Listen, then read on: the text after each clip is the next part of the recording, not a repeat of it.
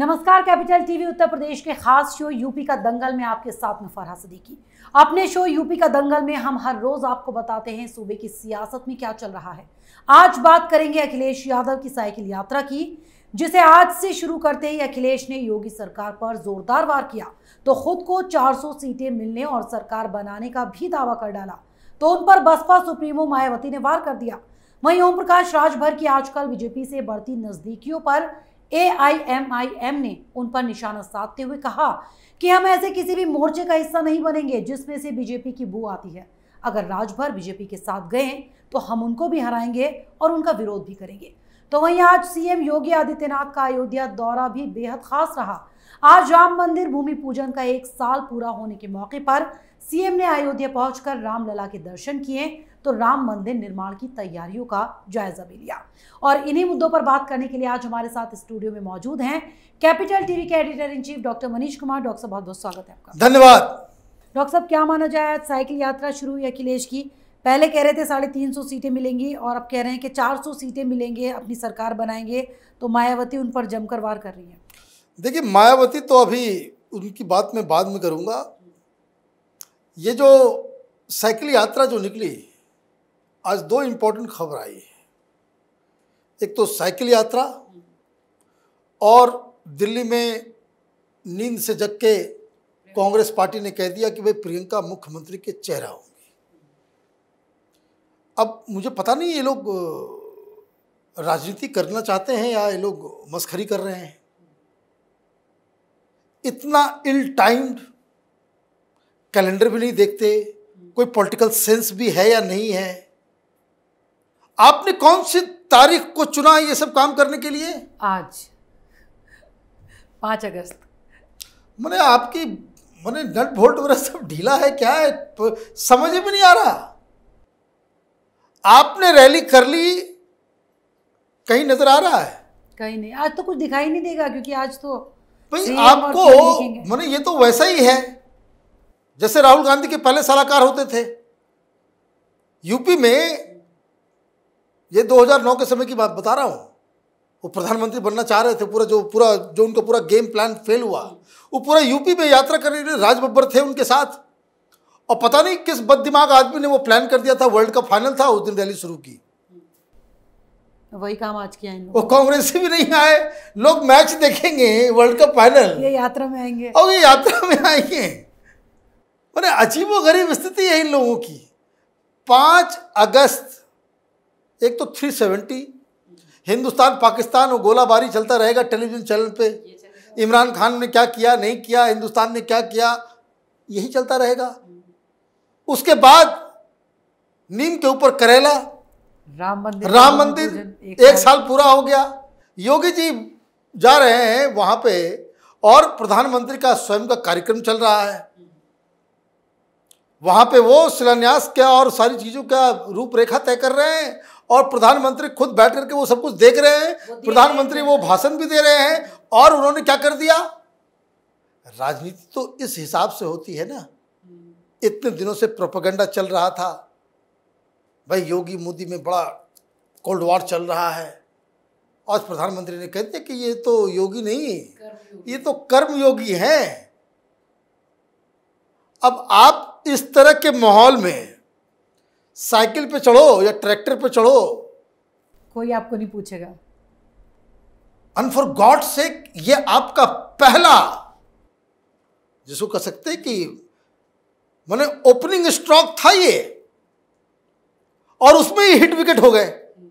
तो ये तो प्लानर्स को आपको रिथिंक करना पड़ेगा, भाई कौन लोग हैं, क्या खा पी करके ये लोग प्लान बनाते हैं। कम से कम तो आइडिया होना चाहिए, भाई कितने तारीख को क्या है नहीं है, ये पता कर लो, भाई क्रिकेट मैच है नहीं है। फिर वो इंडिया पाकिस्तान के मैच किसी दिन होगा और ये सबसे बड़ी रैली बुला लेंगे जिसमें कोई नहीं आएगा। और जब भाषण देने आप पहुंचे, मालूम चला कि इंडिया जीत गई मैच, और उसके बाद टेलीविजन चैनल के ऊपर वो क्रिकेट मैच के ऊपर ही चल रहा है। कहाँ क्या कौन आपने क्या भाषण दिया, कोई नहीं सुनेगा। तो ये एक जो है रैली, उसकी जो टाइमिंग थी वो खराब, और दूसरा कि उसके ऊपर से प्रियंका वाड्रा का जंप करना। अब उन्होंने कह दिया भाई प्रधानमंत्री मुख्यमंत्री मैं बनूंगी। कांग्रेस का चेहरा कौन होगा? प्रियंका वाड्रा होगी। मतलब ये जो लालू यादव से मिलने जुलने का कार्यक्रम जो था दिल्ली में आकर के कुछ लोगों को जो लगाया गया था कि किसी तरीके से कांग्रेस पार्टी के साथ कोई अंडरस्टैंडिंग हो जाए, कोई मोटा मोटी कुछ गठबंधन बन जाए, तो इस खबर का मतलब ये है कि कांग्रेस पार्टी ने कहा कि प्रियंका वाड्रा मुख्यमंत्री का चेहरा होंगी और दूसरा कांग्रेस पार्टी अकेले सारी सीटों के ऊपर चुनाव लड़े। मतलब अब ये 4 कॉर्नर कंटेस्ट यूपी के अंदर होगा। एक तरफ बीजेपी है, दूसरी तरफ समाजवादी पार्टी है, तीसरे कॉर्नर पे बसपा है और चौथे कॉर्नर पे कांग्रेस पार्टी है। और बाकी जो छोटी छोटी पार्टियां हैं, बहुत सारी पार्टियां हैं, तो वो उनका जो है अपना कोई जनाधार है नहीं, चाहे आम आदमी पार्टी हो, चाहे वो और भी राजभर वगैरह सारे लोग हैं। तो ये एक जो है क्लैरिटी अब हो चुका है कि 4 कॉर्नर इलेक्शंस होंगे और ये सारी चीज़ें होंगी। अब आपस में ही इन लोगों का मायावती और जैसा कि आपने बताया मायावती और अखिलेश के बीच जो है जुबानी जंग चालू हो गई। जबकि अखिलेश पहले पूछ चुके हैं कांग्रेस और बसपा से कि लड़ाई हमसे है या बीजेपी से है। अब बताइए, वो अब उसके बाद में कोई जवाब नहीं मिला, तो जवाब तो दे दिया कांग्रेस पार्टी ने कि भाई लड़ाई सबसे है, मैं सबसे लड़ूंगी। लेकिन एक बात मुझे समझ में नहीं आई, ये इस तरह का बयान अगर आप कॉमेडी के प्रोग्राम में दें तो बात समझ में आता है कि 400 सीटें जो है वो जीत जाएगी समाजवादी पार्टी। मैंने 3 भी छोड़े क्यों? 3 भी क्यों छोड़े? वो भी 3 को छोड़ना नहीं, टोटल जो 403 सीटें हैं वो सब की सब समाजवादी पार्टी जीत जाएगी, तो फिर भी समझ में आएगा। ये 3 क्यों आपने छोड़ दिया? तीनों पार्टी के लिए एक छोड़ दिया। तो ये जो है वो बता रहा है कि आप अब ये समय नहीं बचा किसी भी पॉलिटिकल पार्टी और किसी भी बड़े नेता के लिए इस तरह के लूज बातों के लिए, क्योंकि अब पूरा कैंपेन सारा कुछ जो है बहुत ही सीरियस नोट पे चला गया है। और दूसरी तरफ आप देखिए कि किस तरह से सीरियसनेस को कि भारतीय जनता पार्टी का प्लानिंग, और एक के बाद अब पिछले 15 दिनों से देखिए, जब से चित्रकूट में आरएसएस की मीटिंग हुई, सारी स्ट्रेटजी बनी, उसके बाद से लगातार पार्टी का उसके बाद से आप देखिए लगातार कार्यक्रम हो रहे हैं, लगातार वो जो है अपनी हवा बना रही है, भूमिका बना रही है, और सारा प्लान जो है उसी तरह से एग्जीक्यूट किया जा रहा है। 5 तारीख का अच्छा खासा इन लोगों ने इस्तेमाल किया, राम मंदिर को भी, और घोषणाएं भी हो रही हैं। अब तो मैं बता रहा हूं ये लोग सुबह से ही टेलीविजन स्क्रीन पे हर जगह और प्रधानमंत्री आकर के कह रहे हैं कि भाई ऐतिहासिक है। अब आप देखिए, ये राजनीति का एक अलग, इससे हर पॉलिटिकल पार्टी को सीख लेनी चाहिए। जीत कौन रहा है भाई? हॉकी तो पूरे हिंदुस्तान की टीम वहां पे कांस्य पदक लेकर के आई ना। ऐसा लग रहा है कि प्रधानमंत्री की वजह से सब लोग जीत गए। ये क्रिटिसिज्म की चीज नहीं है। ये बहुत सारे ट्रोल्स, बहुत सारे ये भाई कि ऐसा लग रहा है कि बीजेपी की टीम है, बीजेपी की टीम। मैं देख रहा हूं सब, अरे मूर्खों, अरे देश की टीम है वो हमारे। नहीं, अगर राजनीति भी करना है आपको सीखना चाहिए कि भाई आप किस तरह से एक हर्षोल्लास के मौके को आप अपने फेवर में टर्न कर ले रहे हो। तो ये भी तो कला हर किसी को आती नहीं है। नहीं, ये तो उल्टा करते हैं। हिंदुस्तान की कहीं बदनामी होती है तो उसके साथ वो खड़े हो जाते हैं, कूद पड़ते हैं उसमें। तो ये चीज है, तो ये भी एक सीखने वाली चीज है। उस समय से आप देखिए पूरा माहौल जो है बीजेपी में है, बीजेपी में कर दिया गया। चाहे योगी जी अयोध्या में थे, प्रधानमंत्री टेलीविजन पे भाषण दे रहे हो, या फिर मैच का हो, ये सब जगह। और ये आपने तारीख चूज किया था 5 अगस्त, साइकिल रैली निकालने का, कि लखनऊ में पूरा चारों तरफ जो है वो, किसी ने पूछा नहीं उनको, बिल्कुल दिक्कत हो गई। अब फिर से उनको प्लान करना पड़ेगा, फिर से वही एक्सरसाइज करना पड़ेगा, और ऊपर से आपने कह दिया भाई 400 सीट जीतेंगे, तो मुबारकबाद हो, तो फिर तो इलेक्शन करने का कोई माने मतलब नहीं है। जब जीत ही रहे तो। जब 400 सीट जीती रहा है। नहीं डॉक्टर साहब, जितनी तैयारियां बीजेपी कर रही है, 400 का दावा बीजेपी ने भी नहीं किया, वो भी 300 की बात। और 300 लेकिन अखिलेश तो एक कदम आगे। 300 इज ए मॉडरेट नंबर।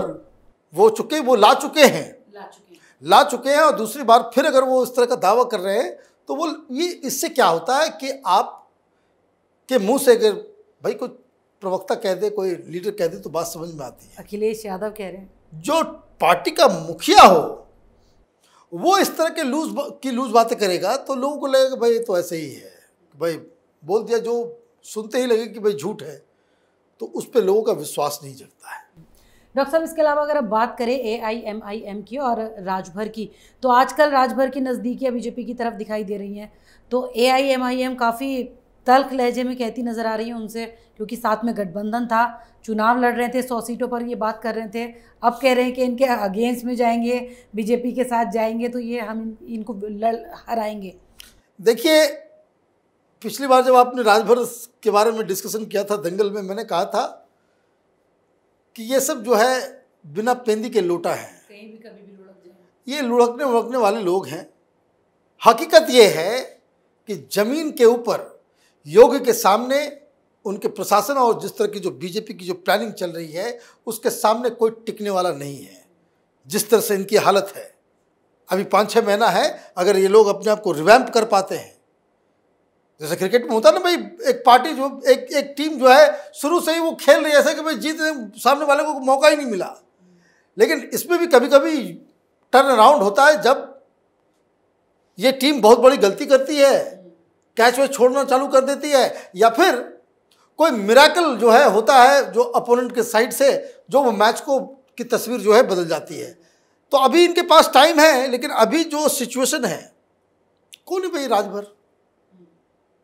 आप लूज टॉक करोगे कि भाई 5 मुख्यमंत्री होगा, है ना, और 20 नहीं, बीजेपी के सामने भी तो यही शर्त रखी है कि किसी दलित को मुख्यमंत्री बनाएंगे तो हम आपके साथ आएंगे। इनसे कोई कुछ नहीं। BJP is not going to listen to Rajbhar को पहले उन्होंने कहा था कि भाई हमको मंत्री पद भी चाहिए, हमको इधर भी चाहिए, जब ये केंद्र में ये सारा कुछ हो रहा था। बीजेपी ने कहा कि कुछ नहीं, आपसे कोई बातचीत नहीं है।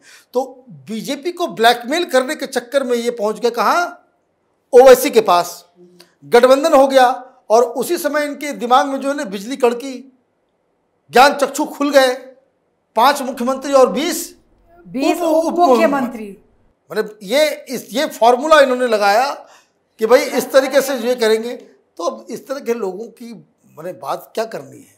लेकिन इससे एक चीज़ एक्सपोज हुआ है, वो एक्सपोज ये हुआ है कि ओवैसी साहब को यूपी में अपने पैर जमाने के लिए भी बहुत पापड़ बेलने हैं। वहाँ उनकी कोई सुन नहीं रहा, और राजभर जैसे लोग भी जो हैं वो अब ओवैसी के साथ प्लानिंग करते हैं और उसके बाद बीजेपी के साथ मीटिंग भी करते हैं। तो ओवैसी कहाँ जाएगा?